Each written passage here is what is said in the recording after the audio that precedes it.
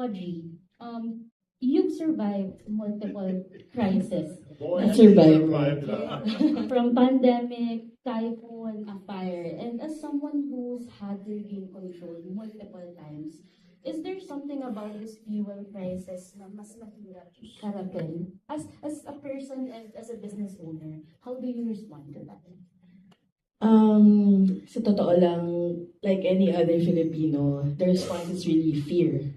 Takot talaga. I was talking to Direct Joey kanina. Sinabi ko na grabe yung full tank. 10,000, halos makakapunta ka na ng ibang bansa.